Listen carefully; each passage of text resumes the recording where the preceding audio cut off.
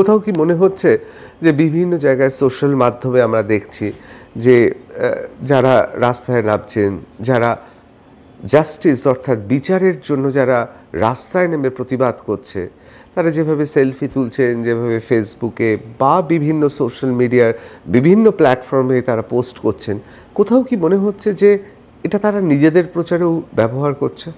এই দেখুন, প্রতিটা মানে আমার মত, আমি বারবারই বলছি, এটা আমার ব্যক্তিগত মতামত, প্রতিটা মানুষ তার মানসিকতা আলাদা, মতাদর্শ আলাদা। বেশি এরকমও তো আমরা দেখতে পাচ্ছি, আমরা সেই নিউজগুলোতেই বেশিরভাগ আমি চাইবো মনোনিবেশ করতে, যেখানে বয়স্ক মানুষ যার পায়ে প্রবলেম। আমি পরশুদিন ছিলাম স্বাস্থ্য ভবনে, পায়ে প্রবলেম, হাজব্যান্ড ওয়াইফ প্রায় 70-এর ঊর্ধ্বে বয়স, তারা গেছেন।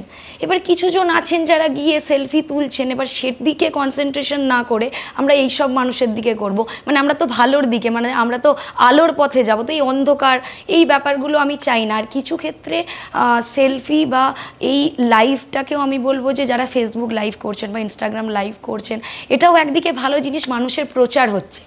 এর আগেও বহু মানে আমাদের ছোটোবেলায় 90s-এর যারা কিডস, এরকম হয়তো অনেক ঘটনা হতো, মানুষ জানতে পারতো না।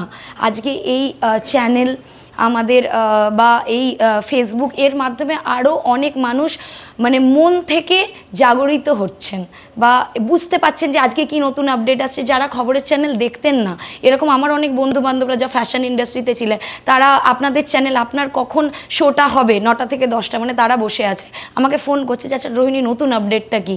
তো আমার মনে হয় যে যারা সেলফি তুলছেন হয়তো একদিকে ভালো, তারা বলছেন যে আমি কিন্তু ডাক্তার ভাইদের সাথে আছি। এবার আমরা যদি সেটাকে নেগেটিভভাবে নিই নেগেটিভ, বাট আমি এটাকে পজিটিভভাবেই নিচ্ছি। তবে হ্যাঁ, কিছু কিছু ক্ষেত্রে সত্যি অদ্ভুত লাগছে যখন তারা রিলস বানাচ্ছেন। আমার মনে হয় সেই রিলসের গানটা যদি উই ডিমান্ড জাস্টিস হয়, সেটা অনেক বেশি বেটার। আমি এবার সরাসরি জিজ্ঞেস করবো আপনাকে যে আপনি এই যে নিজে একা প্রতিবাদ করবেন, এটা ভাবলেন কখন বা কোন সময় মনে হলো এবার রাস্তায় নামা উচিত? আগে তো আপনি এরকম রাস্তায় নামেননি। না, এর আগে আমি এইভাবে নামিনি। যেদিন ঘটনাটা আর কি ঘটলো, আমি সেদিনকেও একটা শ্যুটে ছিলাম, এবং আমাদের কি হয় 17-18 ঘন্টা শ্যুটের পর অনেক সময় অনেক কিছু আপডেট জানা যায় না। তো হয়তো খবরের কাগজও আমার ওইভাবে পড়া হয় না। বাট যখন আমি জিনিসটা বুঝলাম, সব থেকে প্রথম যেটা আমার মনে হলো যে আমি এরকম চ্যানেলের সামনেই বলছি, অনেক আত্মহত্যার ছবি দেখেছি, ঝুলন্ত লাশ দেখেছি, তাদের কিন্তু চোখ দিয়ে রক্ত পড়েনি। এই যে চোখ দিয়ে মানে কতটা কষ্ট হলে বা তার অন্য কোনো ব্যাপার আছে কি না, চশমার কাঁচ ঢুকে গিয়ে রক্ত পড়া কি না, সেদিকে আমি যাচ্ছি না। ফার্স্ট যেটা আমার মনে হয়েছিল যে চোখ দিয়ে রক্ত পড়েছিল মেয়েটার, এবং এটা একজনের ব্যাপার নয়, এটার মধ্যে একটা গ্রুপ, হয়তো মেয়েটি অনেক কিছু জানতে পেরে গিয়েছিল, এবং এটা ব্রুটালি যে ঘটনাটা হয়েছে। আমার মনে হলো আমি প্রথমে আমার ফেসবুক এবং আমার হোয়াটসঅ্যাপে দিই যে আমি এই জায়গায় শ্যামাশ্রীতে রাত 10টায় বসতে চাই, কারণ আমার শরীরটাও ঠিক ছিল না। আমি গিয়েছিলাম একটা মিছিলে, বাট সেখানে গিয়ে আমি আমার মনোভাবটা প্রকাশ করতে পারিনি। আমি বললাম যে আমি একা যাব। দেখলাম কিছুজন সবাই খালি জিজ্ঞেস করছে আর কে আসছে, আমি বললাম আমি একাই যাব। তো মা বাবাও বললেন যে ঠিক আছে তুমি যাও, তুমি যখন চাইছো। আমি বললাম আমি রাত 11টার সময় যাব। তারপর এবং দেখলাম যে আস্তে আস্তে প্রচুর লোক আসতে শুরু করলেন, যারা মানে আমাকে চেনেন না জানেন না, তারা আসা শুরু করলেন, এবং তারপর তারাই আমার ভিডিও করলেন, এবং ভিডিওগুলোতে 2 মিলিয়ন ভিউ হলো। তো আমি বুঝতে পারলাম আমি হয়তো ঠিক পথেই আছি, কারণ আমার মাথার ওপর কোনো রাজনীতির কোনো ছাতা নেই যে আমি কোনো পতাকা নিয়ে বসছি বা কিছু, শুধুমাত্র একটা মোমবাতি সম্বল ছিল।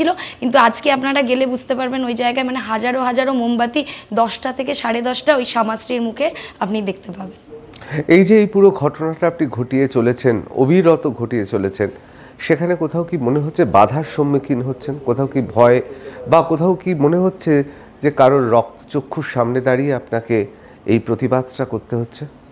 হ্যাঁ, অবশ্যই। যখন আমি ডে 1, 2, 3 এরকম শুরু করি, অনেকেই আসছেন, 1 ঘন্টা থাকছেন, চলে যাচ্ছে। যে মানুষগুলো আমার পাড়ার, মানে কোনোদিনও আমি তার সাথে হয়তো মুখে চিনি, হয়তো কথা বলিনি, তারা এসে বলছে তুই এটা কেন করছিস অকারণ, এটার সাথে যুক্ত আছে, ও ওটার সাথে। আমি শুধু বললাম আপনি যদি জানেন যে কে কে যুক্ত আছেন, তাহলে আপনি একটা লাইভ করুন না, আমার মনোবল ভাঙতে আসছেন কেন? এবং তখনই আমি ওই লড়াইয়ের ব্যাপারটা বলি যে যদি লিখতে না পারো বলো, বলতে না পারলে যারা একটা জিনিস করছে তাদের মনোবলটা অন্তত ভেঙে দিয়ে যান। এরকম সারাদিনে যদি 30 থেকে 40 জন আসে যারা আমার পাশে বসেন, সেরকম 50 থেকে 60 জন আসেন যারা আমার মনোবলটাকে ভেঙে দেওয়ার চেষ্টা করেন।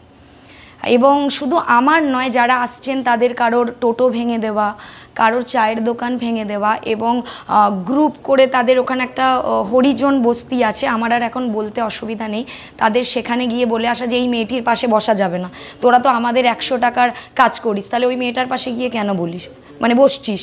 তো এরকম প্রতিদিন আসছে, এবং কিছু এই ধরনের কলও আমার কাছে এসেছে যে ম্যাডাম আমরা তো খবরের চ্যানেল থেকে আসছি, আপনি একটু এই নাম্বার গাড়িটাতে উঠে যান না। আমি বললাম আচ্ছা কোথা থেকে বলছেন, তারপরেই দেখি সেই নাম্বারেও আর পাওয়া যাচ্ছে না, বা কল করলে বলছে যে না। তো আমি জানি না এটা কি ব্যাপার। আমি শ্যামাশ্রী 26 নম্বর ওয়ার্ড, হাওড়া 1 এখানেই বসি, একদম পিপলস নার্সিংহোমের সামনে। কিছুজন যায় হঠাৎ করে বাইক নিয়ে, 8-10টা ছেলে, আমি রাস্তার মাঝখানে বসে আছি, চারিদিক থেকে আমাকে মানে ঘুরতে শুরু করে দেয়। মানে কিছুটা সময় আমারও ভয় লাগে, কারণ আমি রাত্রি 3টে 3:30 সময় একা আসি, তখন আর কেউ থাকে না, কারণ যতক্ষণ মোমবাতিগুলো জ্বলে আমি মনে করি, আর কোথাও একটা আমার ফিল হয় তিলোত্তমা যেন আমার পাশে বসে আছে, সেখানে ভয়টা কম। কিন্তু কোথাও তো আমি মেয়ে, আমার একটু ভয় করে যখন আমি ফিরি বাড়ি। কিছুটা রাস্তা হয়তো 5-7 মিনিটের রাস্তা, আমার বেশ ভয় লাগে, কিন্তু আবার হয়তো তিলোত্তমার জন্যই যে আমি আরেকটা তিলোত্তমা হব না, তো তাহলে সেটাই যদি হয় তাহলে আমাকে লড়ে যেতে হবে, এটা একটা মন থেকে আওয়াজ আসে, তো আমি লড়ে যাচ্ছি এইভাবে।